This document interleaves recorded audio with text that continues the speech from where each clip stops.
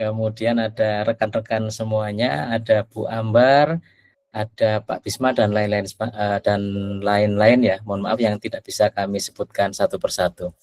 Baik, rekan-rekan semuanya mungkin sambil menunggu, mungkin bisa dichatkan di kolom chat ini. Mohon maaf, kita mulai tahun 2026 ini, termasuk untuk ruang berbagi rekan-rekan, kita menggunakan format baru.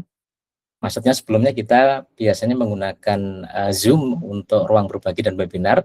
Mulai tahun 2026 ini kita akan lebih banyak menggunakan Google Meet. Mungkin bisa dichatkan, jadi biar kita lebih kenal begitu, kita saling mengenal. Dichatkan rekan-rekan semua ikut ruang berbagi pada malam hari ini dari kota mana. Nah, sambil kita menunggu dan kita buka, nanti kita serahkan sepenuhnya kepada Pak Hikmat. Oke, ini dari Bu Ambar. Bu Ambar dari Jogja. Jogja biasanya kota yang ramai ya, Bu Ambar ya. Jadi apalagi kalau akhir pekan ya biasanya.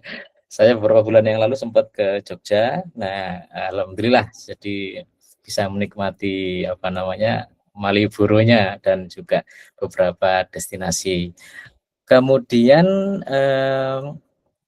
ada juga di sini izin saya ada dari Pak Bisma. Pak Bisma di sini dari Badung, Bali.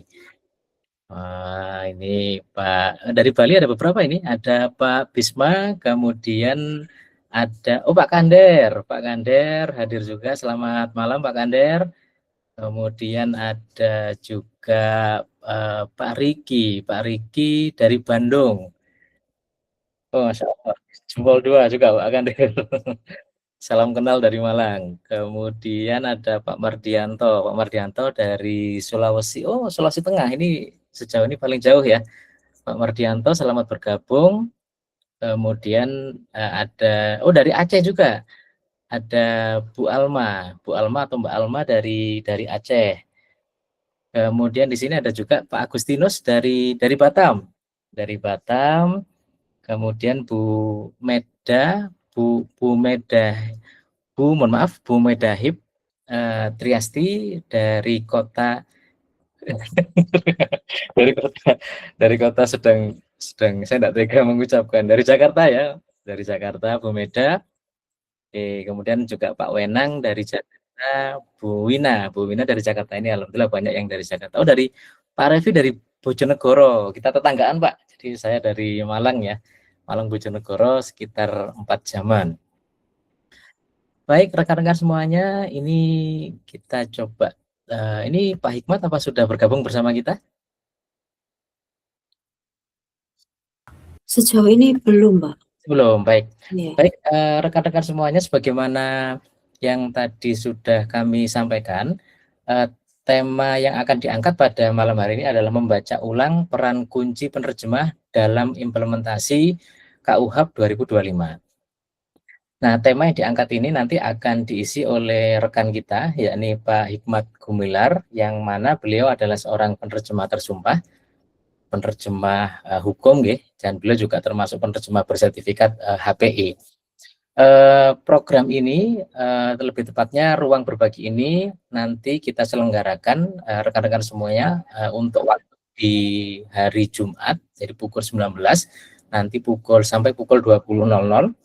Dan ruang berbagi ini adalah wadah bagi kita sesama profesi penerjemah dan juru bahasa untuk saling berbagi pengetahuan, saling berbagi keahlian, saling berbagi update atau informasi terkini yang mungkin sedang tren di dunia akademik terkait dengan penerjemahan dan penjurubahasaan ataupun berkaitan dengan industri penerjemahan dan penjurubahasaan.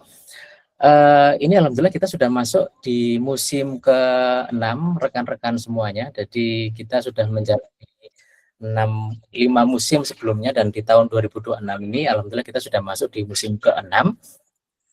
Dan insya Allah minggu depan rekan-rekan semua akan ada notifikasi melalui Google Notice yang mengundang rekan-rekan untuk berbagi.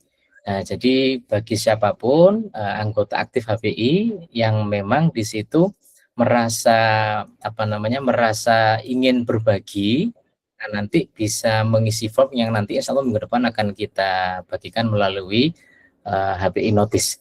Nah, jadi monggo siapapun, baik di situ rekan-rekan dari akademisi, rekan-rekan dari para profesional, praktisi, ataupun juga dari akademisi, ataupun juga dari industri yang terkait dengan penerjemahan dan penjuru bahasaan, monggo. Jadi kami mengundang bagi siapapun anggota aktif HPI untuk berbagi di sesi ruang berbagi yang akan kami selenggarakan secara rutin setiap hari Jumat pukul 19 sampai 20.00.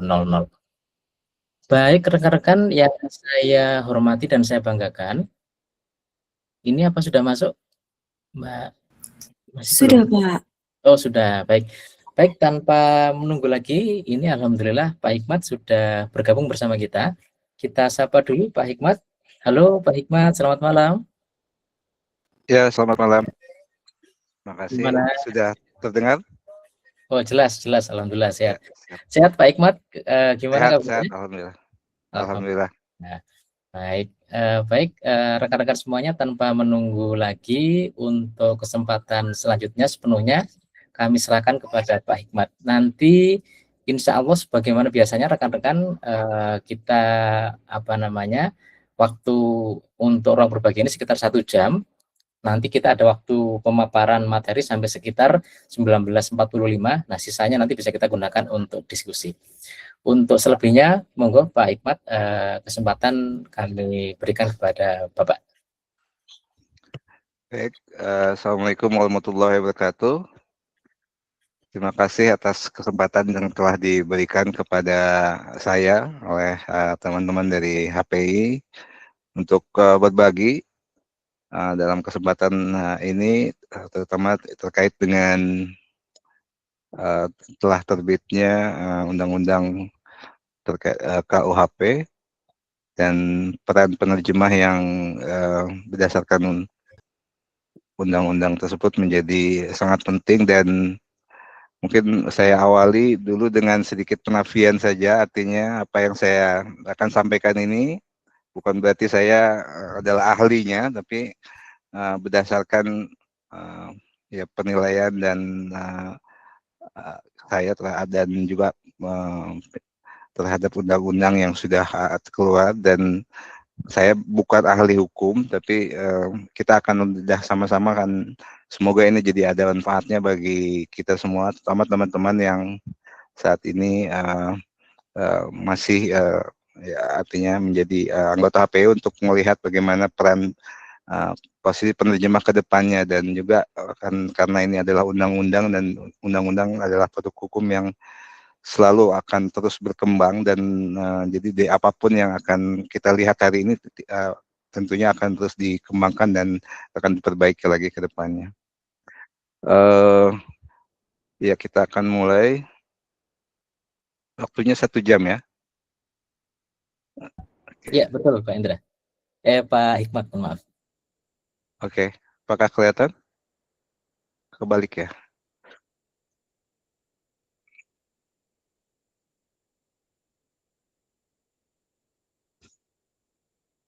Oke.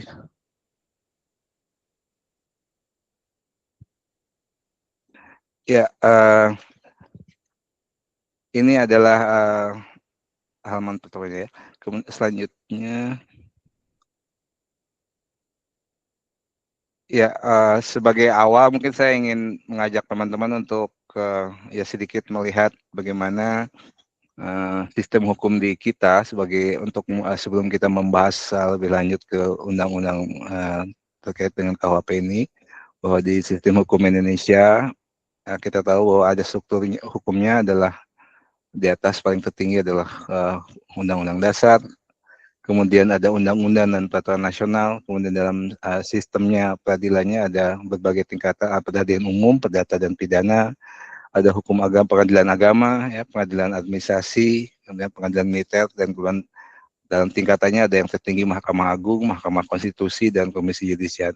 Kemudian dalam sistemnya sendiri kita tahu bahwa ada 2 hal di sini, hukum yang terkait dengan hukum material itu ada hukum perdata dan hukum pidana. Kemudian secara prosedurnya, hukum formalnya itu ada yang disebut dengan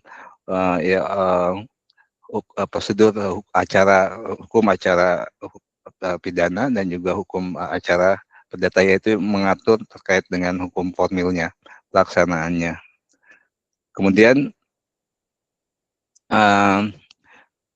dalam pelaksanaannya kita tahu bahwa dalam belum lama ini ada gerakan untuk melakukan reformasi terhadap hukum pidana Indonesia, karena hukum yang kita terutama terkait dengan KUHP, dan KUHP ini adalah produk-produk yang sudah lama yang mengambil masih dalam berbentuk hasil produk dari hukum dari Belanda.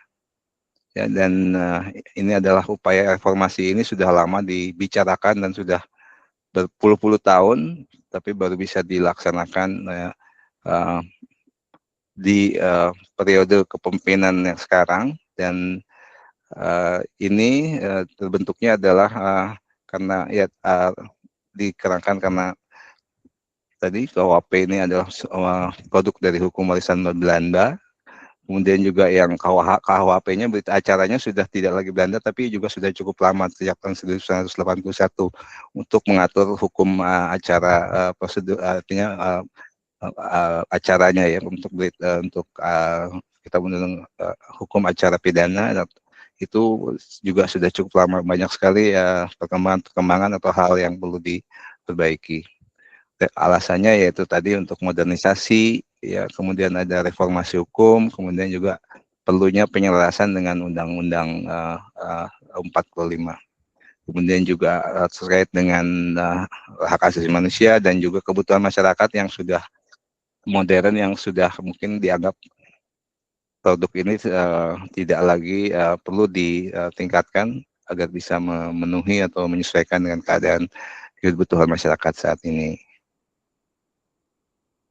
Ya, ini ya, jadi ada 3 hal yang melakukan perubahan reformasi ini, terutama dalam hukum pidana, dan adalah adanya KUHP yang baru. Ini undang-undangnya sih sudah cukup lama ya, tahun 2003 sudah melakukan prosesnya. Kemudian juga baru semuanya ini berlaku pada tanggal 2 Januari 2026, tahun bulan inilah ya. Jadi KUHP baru ini menggantikan hukum warisan Belanda. Kemudian juga dia intinya ada berisi dimasukkannya hukum adat, hukum di dalamnya. Kemudian juga pidana alternatifnya itu tidak hanya pemenjaraan atau hukuman saja, tapi juga ada bentuk-bentuk alternatifnya. Kurang lebih seperti ini. Kemudian dalam acaranya atau prosedur hukum acaranya itu adalah dalam undang-undang ini sudah perkembangannya adalah lebih ke arah yang berimbang, nantinya mengutamakan keadilan, kemudian juga sudah memasukkan kelompok-kelompok hak dengan disabilitas, kemudian juga terkait dengan perkembangan sudah adanya mengakui adanya digitalisasi ya, bukti dan juga persidangan, kurang lebih ini. Kemudian yang ada lagi peraturan satu hal, yaitu undang-undang penyesuaian. Jadi ini adalah untuk pelaksanaannya itu perlu penyelarasan antar berbagai hal, dan diantaranya di sini ya berbagai undang-undang, sehingga perlu adanya suatu harmonisasi. Jadi dikeluarkan juga undang-undang yang terkait dengan penyesuaian ya terhadap berbagai undang-undang, ITE, kemudian narkotika, dengan KUHP itu sendiri. Nah, apa dampaknya? Intinya itu ada terkait dengan KUHP sendiri ya. Betul. Ini adalah ya kurang lebih seperti ini, disampaikan bahwa artinya bahwa dalam sistem KUHP yang 2025 ini ya terdapat keseimbangan ya antara di mana tersangka adalah subjek hukum dengan hak aktif, kemudian lebih diupayakan kepada proses peradilan yang lebih adil. Kemudian dalam hal ini karena mengutamakan keseimbangan ini, maka disinilah dari sisi penerjemahan, sebentar. Ya,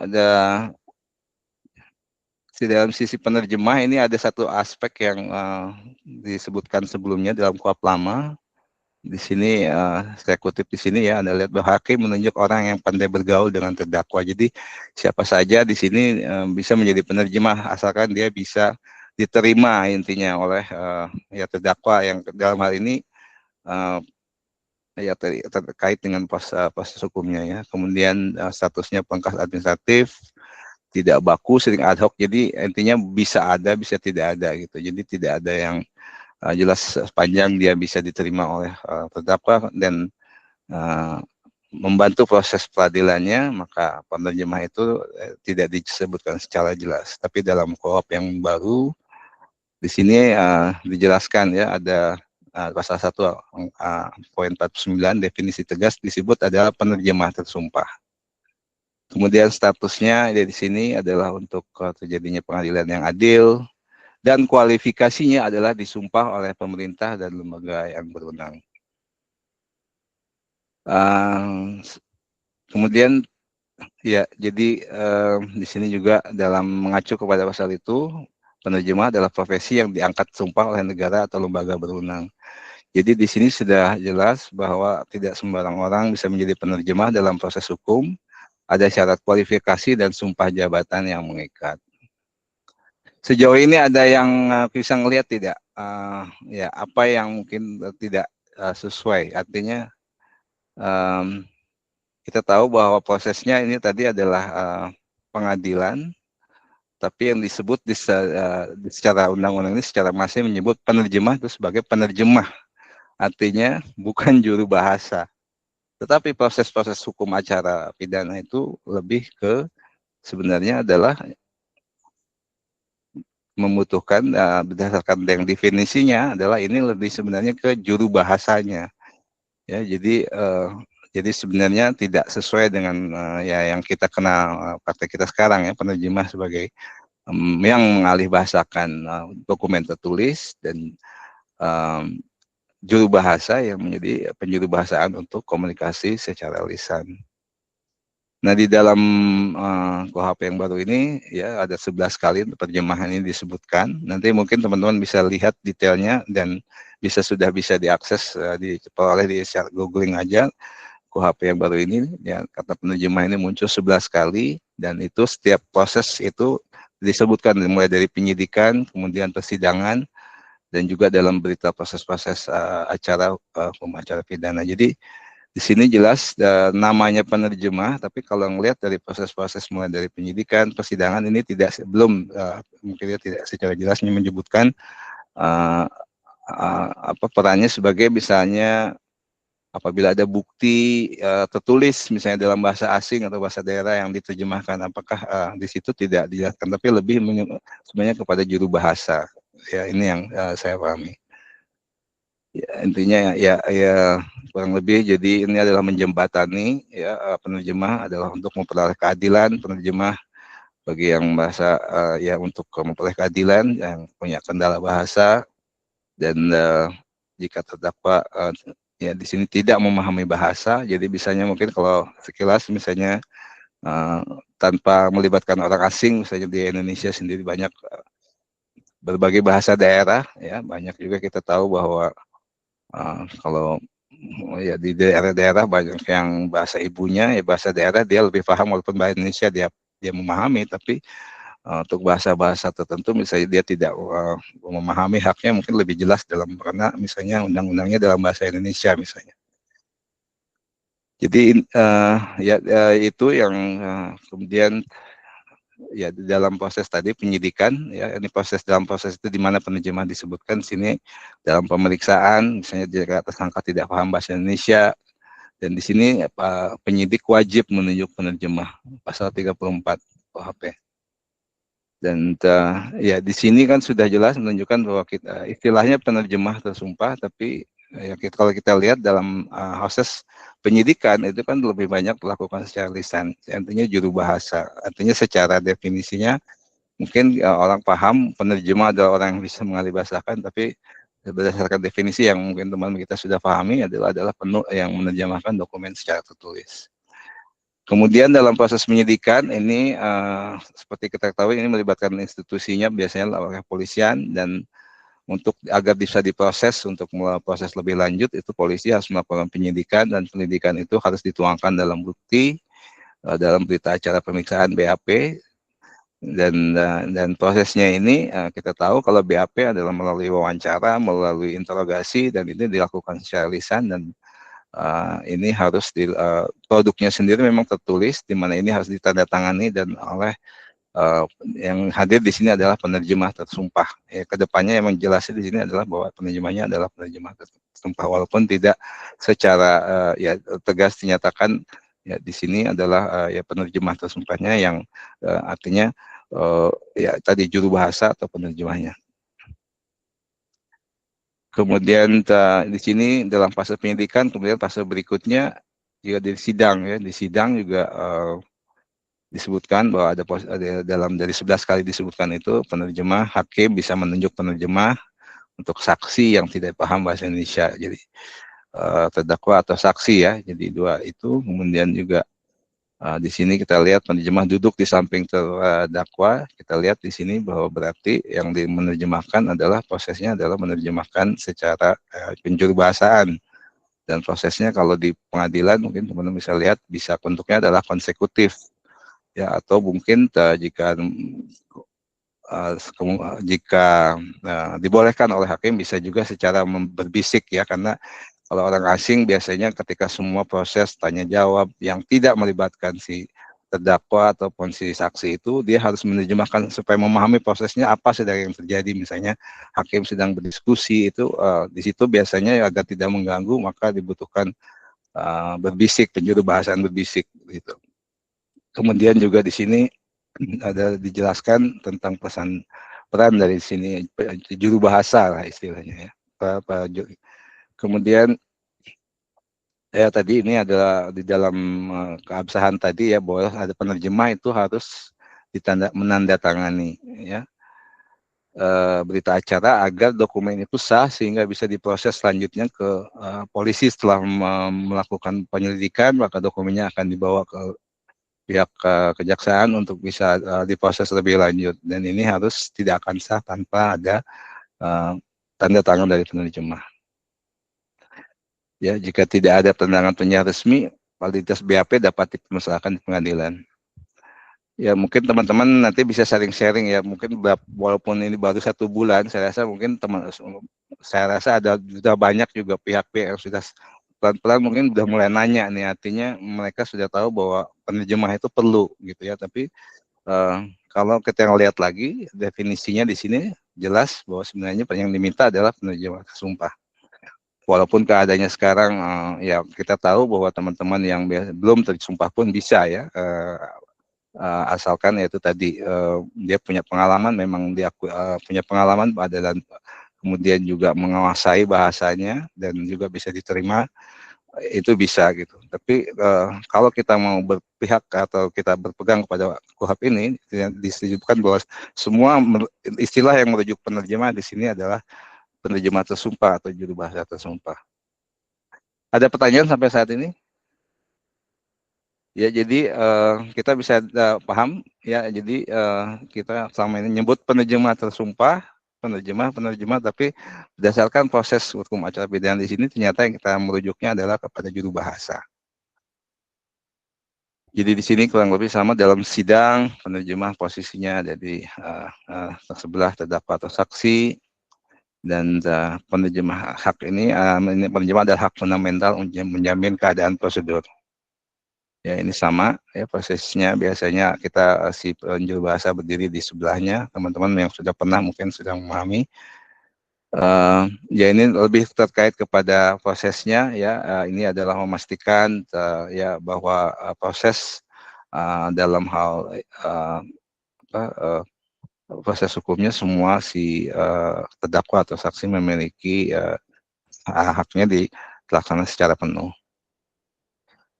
ya dia terdakwa atau saksi berhak menerima penerjemah, ini dijamin penuh oleh undang-undang.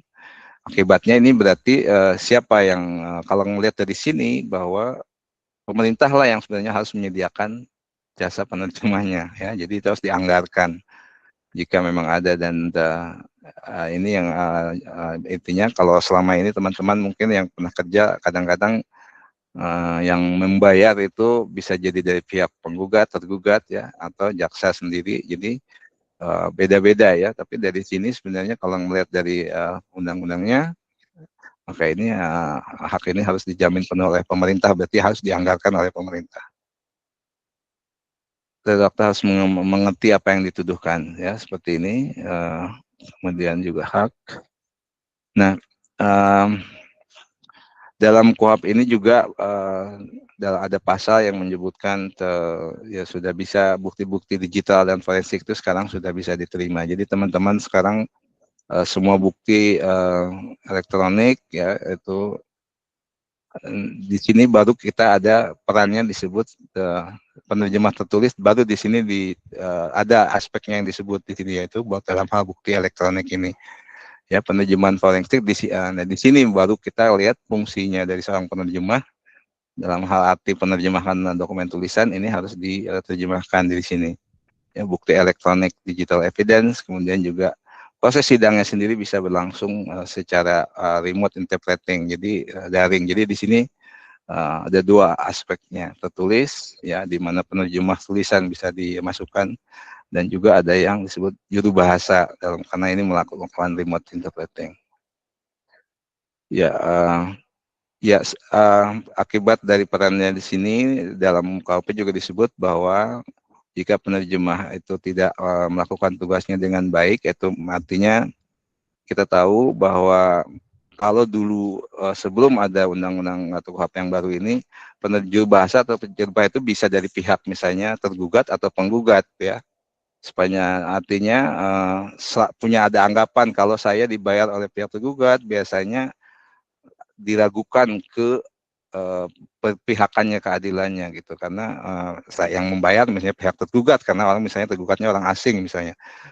Idealnya berdasarkan undang-undang ini yang harus membayar itu adalah ini harus disediakan oleh pengadilan, karena juru bahasa penerjemah dalam hal ini harus bersikap ya, adil apa adanya, ya.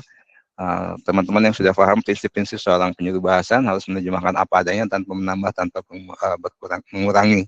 Dan jika itu tidak dilakukan, maka ada ancaman bahwa dia seperti melakukan dianggap telah diambil sumpahnya, dia dianggap kalau tidak memberikan keterangan palsu, dan ini bisa dikenakan jatuhkan tuntutan penjara. Dan ini harus dibuktikan sebenarnya, ya, tidak palsunya seperti apa. Tapi dari sini kita jelas bahwa seorang juru bahasa atau penerjemah tulisan yang tadi mungkin buktinya dijadikan sebagai bukti, itu harus punya kemampuan yang punya skill untuk melakukan tugasnya sebagai juru bahasa atau penerjemah.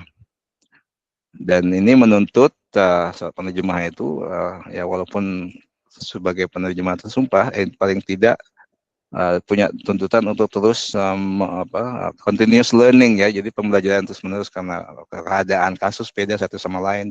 Jadi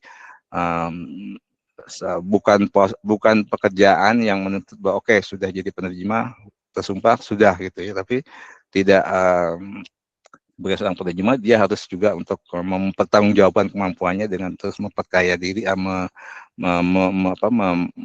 menambah ilmunya, artinya terus mengasah, ya, artinya self conditionnya dia bisa harus terus mempunyai kemampuan yang tinggi. Dan juga di sini terkait dengan AI tidak tadi, ya, bahwa AI tidak bisa disumpah, manusia bisa disumpah, ya.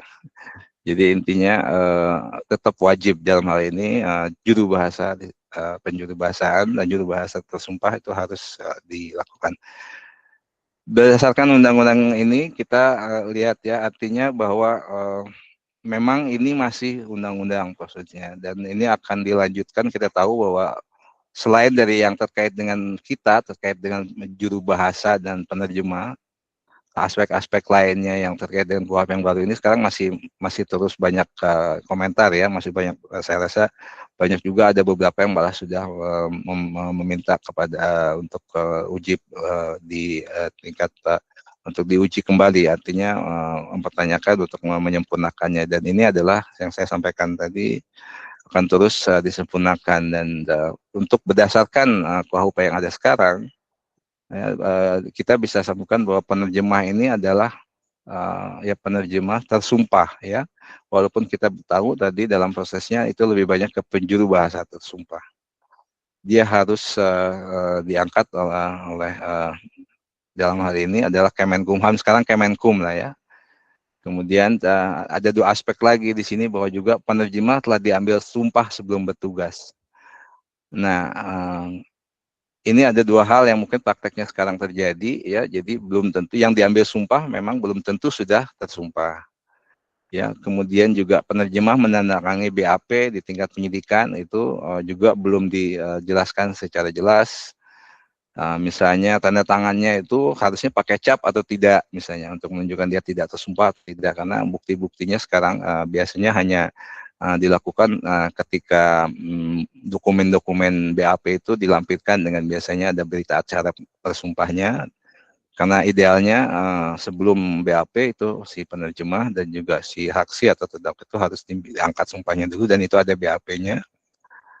Kemudian juga tadi disebutkan bahwa dalam undang-undang ini, dalam KUHP yang baru, penerjemah harus ada di sebelah sidang. Kemudian juga intinya untuk dalam ada aspek di mana pribargain, di mana pengakuan itu harus dilakukan difahami, dan itu jika tidak paham harus dilakukan dalam bahasa yang dia pahami. Dalam ini jika menerjemahkan diterjemahkan oleh juru bahasa atau penerjemah, dia harus memahami.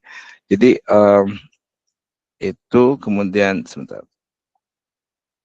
Nah, terkait dengan penerjemah tersumpah yang dokumen, ini sekarang sudah teman-teman mungkin sudah tahu juga ada peraturan kementerian yang baru, Kemenkum nomor 4 tahun 2005. Di sini disebutkan minimal pendidikan, minimal 25, kemudian juga usia maksimumnya 65 tahun ya. Jadi kalau teman-teman melihat kalau pekerjaan pegawai negeri atau swasta itu umur pensiunnya antara 55 60, jadi ini lebih sampai 65 ya, kalau 15 ya 65 tahun, jadi uh, uh, cukup panjang ya. Kemudian juga sertifikasi ini dalam undang-undang Permenkum ini, jadi hanya produk hukum lainnya yang terkait dengan penerjemah itu adalah peraturan Menteri Hukum nomor 4 tahun 2005, dan ini pun hanya ya hanya menyebutkan prosesnya ini selama ini adalah menguji sebagai penerjemah tertulis, bukan sebagai juru bahasa. Sementara kita lihat tadi di dalam proses berita acaranya atau proses untuk hukum acaranya adalah prosedurnya adalah kebanyakan juru bahasa gitu. Dan kemudian ini yang sekarang ini adalah kewajiban untuk mendaftar di AHU ya. Ini adalah sebagai penerjemah tersumbat dia harus melapor setiap tahun mendaftar. Dan juga harus bertanggung jawab penuh atas kebenaran dan kualitas terjemah. Ya, jadi intinya dalam KUHP 2000 ini penerjemah tidak lagi hanya sebagai yang hanya membantu, tapi sudah menjadi bagian yang secara tegas itu masuk dalam mekanisme dalam peradilan pidana. Ya sementara ini ya dari penerjemah juga tadi ya pelaporan berdasarkan undang-undang ini dia harus melapor, kemudian ada mengikuti kode etik. Kode etik ini ya ada dua sekarang organisasinya yang disebut Ikatan Penerjemah Tersumpah IPPTI dan juga HPI, itu harus menjadikan standar pegangan, dan prosedurnya masing-masing adalah pemberhentian tidak hormat jika terjadi pelanggaran ya etika. Ini yang diterima. Jadi ada dua produk hukum yang sudah kita bahas selama ada ini. Jadi KUHP-nya, kemudian ada peraturan nanti hukum terkait dengan penunjukan, pengangkatan, pemberhentian penerjemah tersumpah. Tapi tidak ya itu tadi jadi ada sedikit pertentangan lah, ada tidak kesesuaian ya. Jadi antara tidak dijelaskan sejelas apa itu juru bahasa, apa itu penerjemahnya tidak jelas. Jadi ini yang mungkin akan mungkin saya sudah juga dipahami oleh banyak pihak, terutama juga dari pemerintah sendiri, bahwa ini akan semoga bisa ditindaklanjuti dengan ya perbaikan-perbaikan ataupun amandemen ataupun penerbitan peraturan-peraturan tambahan pelaksanaan yang nanti akan diharapkan bisa mengatur hal-hal yang seperti tadi, apa perbedaan juru bahasa, penerjemahan tertulis ya atau tidak dalam bukti itu detailnya banyak sekali yang masih belum dijelaskan secara tegas. Ya akibatnya ya saat ini kita lihat terjadi ya artinya idealnya adalah ya penerjemah tersumpah yang sudah diangkat oleh Kumham dan itu jumlahnya tidak banyak lah ya. Memang untuk pasangan bahasa Inggris memang sudah cukup banyak, tapi yang bahasa-bahasa lain itu banyak yang dibutuhkan tapi tidak tersedia gitu. Malah yang tidak tersumpah yang selama ini membantu gitu.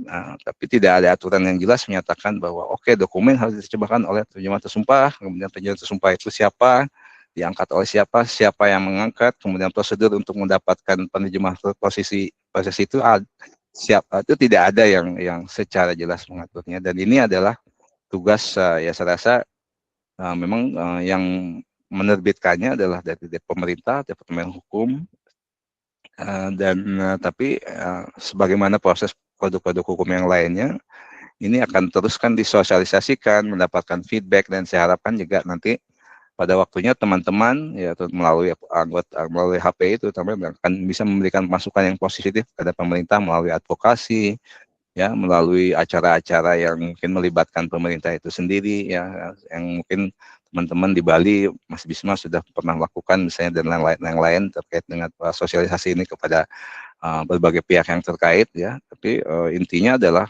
tetap harus diperjelas intinya ya, karena masih banyak yang bolong-bolong lah istilahnya, masih belum dilakukan.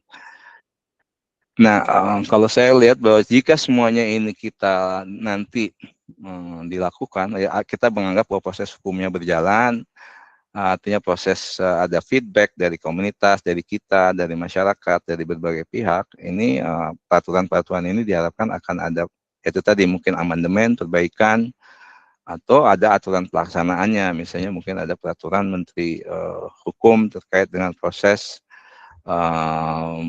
misalnya bagaimana orang bisa menjadi penerjemah tersumpah gitu ya.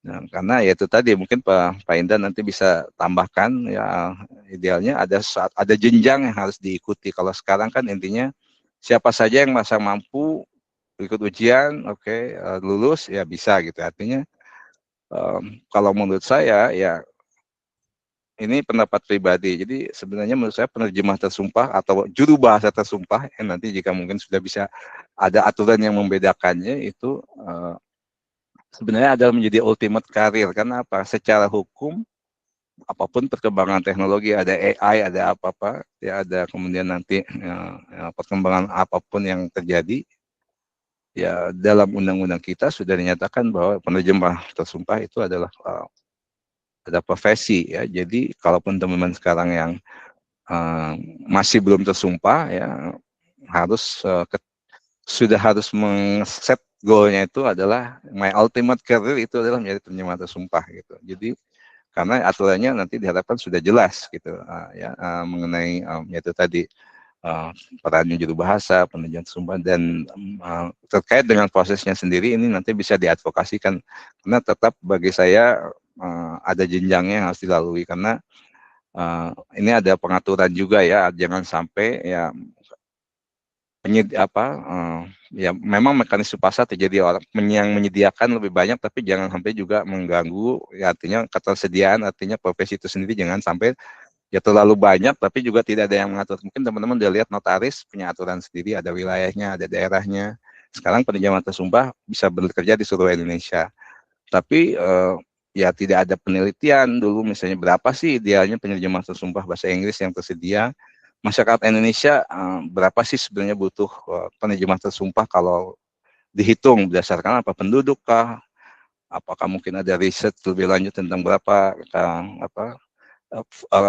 kemampuan berbahasa Inggris, orang Indonesia itu berapa persen misalnya. Ada hal-hal yang dilakukan secara ilmiah yang bisa menentukan jumlahnya. Jadi jangan juga sampai artinya tidak profesi ini tidak menjadi hal yang ya seksi atau bukan menjadi pilihan karir bagi ya bagi kita penerjemah. Tapi dari sini teman-teman bisa lihat bahwa ini sudah ada aturan-aturannya, tapi kedepannya jika ini terlaksana, ada aturan pelaksanaannya yang lebih jelas, yang membedakan, dan ini akan harus menjadi, teman-teman harus punya target bahwa mungkin teman-teman sekarang udah happy sudah dengan HPI punya sertifikasi ya. Mungkin kalau menurut saya sih nanti itu ya itu semua penerjemah tersumpah kalau sebelum mau jadi penerjemah sumpah itu mungkin kalau udah ada aturan yang jelas harus lulus HPI dulu. Jadi karirnya jelas, orang mau lulus kuliah saya harus ikut HPI dulu misalnya, karena di HPI sudah jelas ada pelatihan berkelanjutan, ada ada pelatihan ujiannya mungkin misalnya. Dari situ yang udah lulus baru dia bisa ke jadi seleksinya juga terarah, jadi tidak tidak dan ya artinya tidak yang tiba-tiba saja yang mungkin ngerasa udah sekolah luar negeri bahasa Inggrisnya mungkin dia bagus gitu, tapi belum tentu langsung jadi ujian belum pernah lulus, tapi dia belum paham tentang etikanya misalnya. Karena kalau kita kan kalau masuk ke HPI kan udah dijelaskan nih ada hak-haknya, dia akan paham. Karena setiap mungkin ketika masuk menjadi anggota gitu dia diberikan akses untuk mempelajari tentang etika dan lain sebagainya. Jadi prosesnya ada gitu jenjangnya. Dan ini adalah ya tugas dari kita, dari organisasi, dan juga ada HPI, ada mungkin dari juru bahasa, dari IC, ya Ikatan Penerjemah Tersumpah, untuk sama-sama memperjuangkan artinya ya detail daripada pelaksanaan profesi kita. Karena itu tadi ya idealnya memang peraturan harus melibatkan kita, ya artinya kita sebagai yang terkena dampak harusnya yang terlibat dalam produk hukum ini memang harus dilibatkan. Saya tidak tahu dalam proses pembuatan undang ini apakah ada dilibatkan nggak nih penerjemah ya, mungkin HPI atau individu, untuk sehingga produknya itu sempurna gitu ya. Karena seperti yang ada sekarang kalau tidak dilibatkan ya itu kayak seperti buat teori apa ya, kayak teori peti mati gitu ya. Orang yang buat peti mati artinya dia tidak akan pakai peti matinya. Orang yang mau pakai pun nggak dilibatkan untuk cara peti matinya, membuatnya ukurannya berapa, artinya akhirnya tidak terpakai gitu kan. Ini hanya ya penyamaan lah ya, artinya bahwa semua produk itu ya artinya kita pun yang memang terlibat juga harus ditindaklanjuti.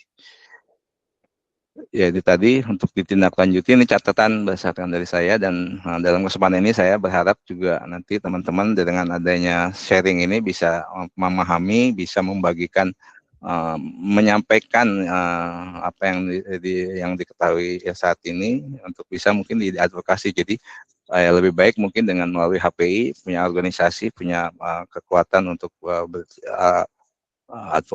berhubungan dengan pihak-pihak yang terkait dengan pemerintah ya, memberikan klarifikasi terkait dengan penerjemah dan juru bahasa ini ya. Dan ini bisa jika ditindaklanjuti mungkin bisa ada amandemen atau ada peraturan pelaksanaan yang lebih jelas.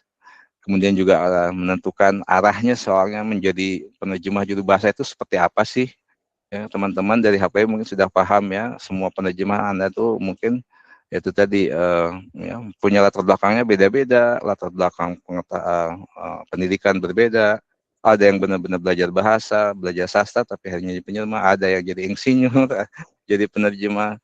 Tapi paling tidak dengan melihat kenyataan seperti itu, ada jalur yang diikuti. Saya mungkin lulusan HI, tapi saya bisa menjadi penyiar sumpah karena ya waktu itu memang karena tidak aturannya, saya tinggal ujian ternyata saya bisa gitu. Tapi bagi saya pembelajarannya itu adalah ya ketika dari situ saya baru tahu belajar bahwa misalnya untuk menjadi juru bahasa itu kita harus bertindak adil, apa itu tidak diperoleh. Jadi hanya dapat isi kemampuan menerjemahkannya, tapi hal lainnya itu tidak melalui proses yang ajak. Mungkin kayak notaris sudah jelas lulus notaris, kemudian ada organisasinya sudah ya mapan dan lain sebagainya. Kita berharap juga ada ada hal yang sama dari sini, dan saya harap bahwa HPI atau lembaga-lembaga organisasi asosiasi penerjemah juru bahasa juga punya peran di situ. Ya, untuk membedakan ya tadi ya membedakan, kemudian terjemahan lisan, terjemahan tulisan yang tadi ya disebutkan ada penjuru bahasaan, dan tidak dijelaskan di sekarang mungkin misalnya bukti pengadilan itu harus diterjemahkan oleh penerjemah tersumpah. Jadi tidak ada yang secara tegas menyebut penerjemah tersumpah sebagai yang melakukannya. Gitu. Itu saja sekilas dari saya.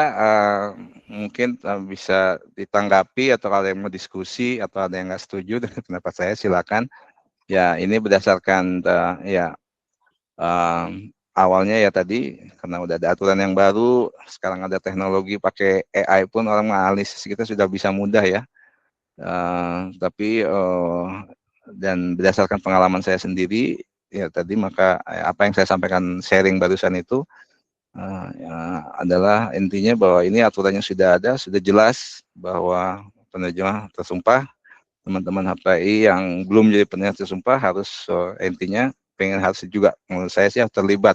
Entah ya itu tadi mungkin prosesnya itu tadi dalam ada aturan yang menyebutkan bahwa seorang penerjemah tersumpah ketika sebelum mau di ujian atau itu dia telah melalui berbagai tahap ya, mungkin tadi syarat-syarat bisa dibuat S1, S2, kemudian mungkin pernah bergabung dengan HPI atau organisasi terjemah yang diakui atau serupa, sehingga proses ke sana itu tidak langsung jadi. Dan juga pada saat yang sama pasar pun bisa dikendalikan, artinya ya kayak sekarang ya, mungkin penerjemah bahasa Inggrisnya banyak ya, penerjemah sumpahnya banyak, perang harga dan sebagainya.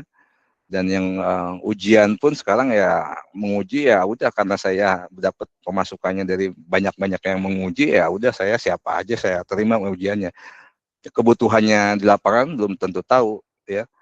Penerjemah bahasa Thailand misalnya saat ini, penerjemah Sumba banyak yang mencari, belum tentu, susah gitu ya, nggak ada. Tapi harusnya mungkin fokusnya pada ngetes dulu, cari bahasa-bahasa yang sering dipakai ini, tapi harus ada dasarnya juga, nggak bisa hanya oh ini banyak yang nerima penerjemah, banyak yang nanya penerjemah semua, tapi tidak ada melalui kajian ilmiah misalnya sebanyak apa kebutuhannya.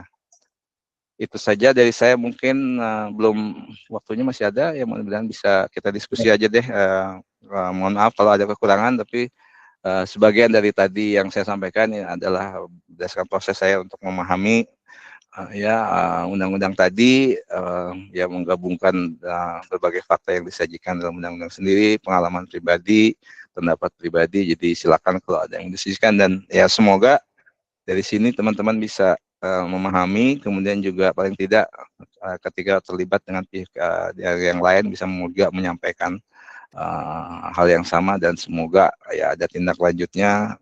Mungkin kita bisa buat ya seruan dari HPI kepada pemerintah untuk membuat misalnya untuk memperbaiki peraturan ini ya, dan penindaklanjuti. Saya tidak tahu rencananya, dari mungkin dari kementerian juga sudah ada, teman-teman dari asosiasi Ikatan Penerjemah Tersumpah juga sudah mungkin melakukan hal, ada rencana yang akan dibuat, tapi ya paling tidak kita bisa paham situasinya, dan mumpung masih baru ya, semoga tidak hangat-hangat tapi tidak dilanjutkan ya, karena ini menyangkut juga kita, dan di sini banyak teman-teman yang masih muda yang masih melihat ada nggak sih saya prospeknya ke depan ya, aturannya sudah ada jelas, ke depannya akan jadi this profession sudah diakui, tapi kita membantu berkontribusi untuk menyempurnakannya lebih baik lagi.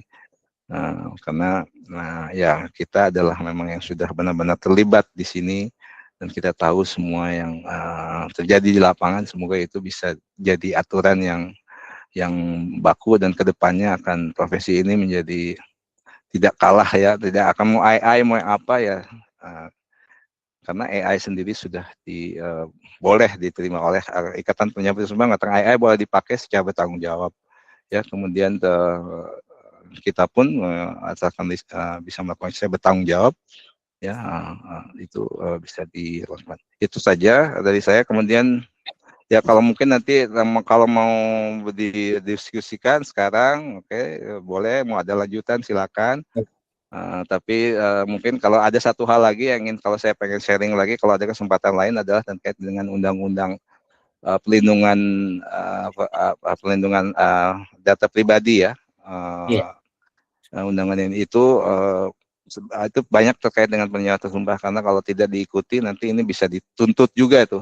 Perlindungan data pribadi teman-teman sudah sering menerjemahkan data-data pribadi orang, tapi proses pelakuan terhadap data itu tidak ini. Mungkin nanti kesempatan yang lain aja. Silakan. Baik, terima kasih banyak Pak Hikmat atas pemaparannya. Baik rekan-rekan semuanya, ini sebagaimana memang kesepakatan kita bahwa untuk ruang berbagi, ini sayangnya kita batasi hanya sampai pukul 8. Nah, maka dari itu ini ada waktu sekitar 3 menit. Monggo jika barangkali ada rekan-rekan yang ingin bertanya, bisa angkat tangan sambil atau bisa chat juga. Ada dua metode yang rekan-rekan bisa gunakan. Sambil menunggu nanti ada barangkali pertanyaan baru Pak Hikmat, ini sudah ada yang masuk. Ini ada pertanyaan dari Pak Hari. Ini Pak Hari tanya Pak Hikmat, apakah ada kursus dari Pak Hikmat untuk jadi penerjemah tersumpah? Monggo Pak Hikmat bisa langsung direspon. Pak Hari, ya sebenarnya tidak ada yang artinya ini mungkin HPI sendiri yang bisa lakukan. Artinya begini ya, artinya itu bebas aja. Kita di luar kan juga teman-teman juga ada sering ya, kalau di grup ada yang lembaga BNS yang melakukan penerjemahan itu, tapi itu tidak secara spesifik terkait dengan penerjemahan tersumpahnya, karena tersumpah itu harus legal ya, terkait dengan legal related banyak hal, tapi ya tidak memenuhi kemungkinan bagi saya atau teman-teman yang lain yang pengen memberikan khusus pelatihan ini. Tapi tetap harus ada aturannya itu tadi ya, karena kalau kursus semua orang bisa kasih, sharing bisa kasih, tapi tidak menutup kemungkinan. Yang jelas untuk tidak jika ada pelatihan seperti itu tidak hanya terkait dengan kemampuan menerjemahkan saja, tapi harus ada aspek-aspek lainnya tadi, etika, kemudian juga mungkin kalau melibatkan penerjemah tersumpah yang lama itu akan banyak hal-hal yang tidak tertulis, biasanya mungkin kayak pengalaman di sidang ya, hal-hal yang lain, jadi akan sangat berguna jika memang ada, dan itu ya nanti mungkin bisa dilakukan oleh siapa saja ya, HPI individu mau melakukan itu silakan, ya bisa, kemungkinannya sih terbuka buat tidak hanya bagi saya aja tapi semua juga bisa memberikannya, dan ini akan jadi karena proses penerjemah itu harus itu tadi ya, kita tidak boleh it's never ending learning, continuous process, kita harus mengasah diri karena pengetahuannya juga harus waktu luas, dan itu tidak bisa hanya mungkin karena saya nerjemahin hanya setiap hari hanya KTP KK, saya nggak tahu yang lain ya, tapi ya artinya ini harus ada proses di mana pembelajaran terus menerus, makanya kalau HPI bisa ada pelatihan terus menerus, yaitu sebagai upaya seperti itu. Jadi jika ditanya kamu mampu nggak, mampu sebagai penerjemah, tapi kamu sudah melakukan apa, makanya ditanya, syarat dari penerjemah tersebut dalam Undang-Undang Permenkum Nomor 4 itu adalah dia harus ikut ke organisasi, harus aktif dalam organisasi. Untuk apa? Karena itu tadi, untuk bahwa dia benar-benar selain bekerja benar nerjemahin, tapi dia juga mengasah kemampuannya terus-menerus, update lah istilahnya, karena memang profesinya menuntut untuk tidak hanya berhenti seperti itu, kita harus terus belajar. Semoga menjawab, Pak Hari. Baik, terima kasih banyak Pak Hikmat. Baik rekan-rekan semuanya, ini mohon maaf karena tidak terasa waktu sudah menunjukkan pukul 8, dan memang biasanya untuk ruang berbagi kita batasi untuk hanya sampai pukul 8. Dan memang ruang berbagi ini kita jadikan sebagai wadah untuk saling sharing dari anggota, oleh anggota kepada anggota yang lain. Ini sebelum kita akhiri barangkali ada beberapa kata-kata penting yang bisa disampaikan, dibagikan kepada kita semua Pak Hikmat. Ya tidak ada, cuman itu aja. Semoga mungkin ada follow up-nya juga, mungkin dari organisasi, teman-teman di organisasi HPI sendiri, untuk ya bisa melanjutkan dengan mengadvokasi, karena memang HPI adalah ya di sini penerjemah ya, tapi kan kita juga ada yang juru bahasa dan sebagainya, artinya bisa menindaklanjuti dengan terutama juga ya kepada pemerintah untuk bisa memperbaiki atau menyempurnakan peraturan ini, sehingga intinya gini, kita penerjemah artinya akan lebih banyak kesempatan lah untuk kerja. Jadi banyak orang menganggap bahwa ini profesi ya, dia dihargai dan akan semakin ya menjadi artinya tidak mungkin teman-teman yang mungkin patah arang karena banyak sekarang kesempatan nerjemahkannya berkurang karena udah AI yang dulunya kantor-kantor minta nerjemahin sekarang udah langsung sendiri main sendiri.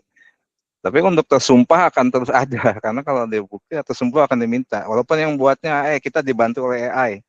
Ya dulu ada yang bilang nerjemahin proyek semalam, proyek Loro Jonggrang nggak habis, sekarang bisa minta sekian ribu halaman bisa dalam semalam bisa, tapi kan perlu editingnya lagi. Yang ngecap dulu tentu penerjemah, perlu ada presiden. Tapi intinya adalah ya kita perlu ya artinya ini jadi penyemangat, tapi juga ini perlu melibatkan kerja bersama-sama lah dari organisasi, teman-teman yang mungkin punya networking dengan pihak-pihak dari pemerintah atau mungkin secara kerja tiap hari ketemu sama polisi. Mudah-mudahan dengan informasi seperti ini bisa mengedukasi gitu ya. Nah, dan saya rasa ini kan sama-sama juga sama pemerintah, artinya pemerintah pun ini tidak akan diam, pasti ini harus kita komunikasikan, tapi mungkin prosesnya tidak akan terjadi semalam. Tapi buat yang paling tidak, buat teman-teman yang semangat, apakah saya apa nih my ultimate career? Kalau sekarang udah puas, udah terima, mungkin akan saya mah kliennya dari luar negeri, dolar semua, I'm happy dengan sekarang mungkin. Tapi kalau ngelihat ke depannya ya tergantung ya. Tapi sebenarnya untuk profesi kita ultimate karirnya adalah kalau ngelihat aturannya adalah penerjemah tersumpah, kan itu yang diakui gitu. Itu aja sih yes, ya itu aja.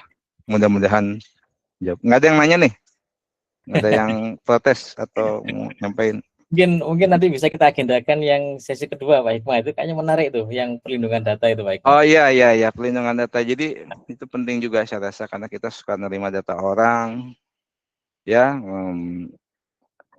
Ya itu misalnya kayak tadi ada mungkin di grup yang ya, WhatsApp grup yang lain tuh ada yang ngirim screenshot walaupun tidak ada detailnya, sebenarnya itu juga ini kan data klien, kenapa dibagikan misalnya, itu juga nggak boleh. Artinya kalau kita mau diskusi mungkin internal oke, tapi ya hal-hal seperti itu karena nanti kalau ada masalah itu bisa digugat ada aturannya karena kita tahu pelindungan datanya, dan itu harus dari awal prosesnya. Jadi mulai ketika mereka minta nerjemahin ke kita walaupun kita udah diminta carisan, kamu kan terjemahin, nah itu harus ada prosesnya tuh. Kita ngasih ya, kalau sekarang kan NDA, pasti NDA itu tanda tangan, tapi kalaupun informal pun paling tidak ketika dalam komunikasi dia harus menyatakan ya saya setuju data ini mau dikasihin ke Anda untuk diterjemahkan. Nah itu harus ada buktinya. Jadi ketika ada masalah, oh dulu kamu udah setuju kasihin data ke saya misalnya kan, jika data itu bocor kemudian gitu misalnya, tapi kan kita juga nggak bisa digugat juga misalnya, apalagi kayak sekarang data ngerjemahin teman-teman KTP apa bisa pakai kalau salah kan bisa dipakai pinjol bisa datanya hilang, kita yang digugat, tapi kita nggak tahu mungkin datanya bocor dari mana. Tapi kalau ketika orang ditelusuri ke kita tidak akan, ini is worst case scenario, tapi saya kira ada baiknya lah kita mengikutinya. Dan ya nanti kapan boleh kalau saya sharing sedikit lebih ke praktiknya aja kita dalam jadi sekarang misalnya dalam ketika menerima order harusnya apa nih untuk mengikuti aturan ini harus apa, ada tadi intinya ada persetujuan kita pemegang data juga berkomitmen untuk tidak terus praktek-praktek simpel aja, nyimpen data nggak boleh sembarangan, sharing nggak boleh, walaupun ya kayak gitu ada hal-hal yang praktisnya yang sebenarnya teman-teman saya yakin udah tahu juga, tapi mereka nggak apa-apa lah untuk kayak sharing gini kan, namanya juga sering mengingatkan kita sama-sama inilah.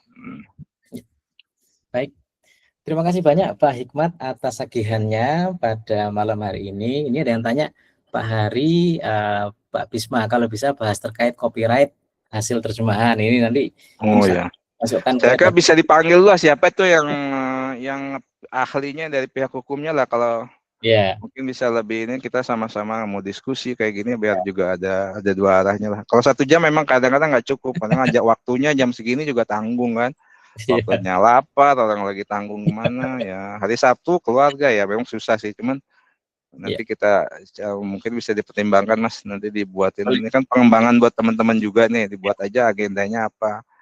Boleh. Mungkin ya bentuknya bisa kayak mentoring, kayak kemarin kan ada mentoring tuh, ada misalnya grup mentoring tentang hukum, jadi ada, ya itu tadi, ini harus ada continuous learning karena kita ya itu nggak bisa, ya artinya kita memang orang udah pekerjaannya memang di rumah terus, kurang gaul gitu ya, tapi terima duit gitu ya, tapi kita kita harus belajar terus juga, dan sarananya ya bisa dilakukan melalui AP ini, atau Nah, ya buat kelompok-kelompok kecil, mungkin nanti kita bisa diskusiin lah. Kalau saya ngebantu, teman-teman pasti yang lain bisa bantu.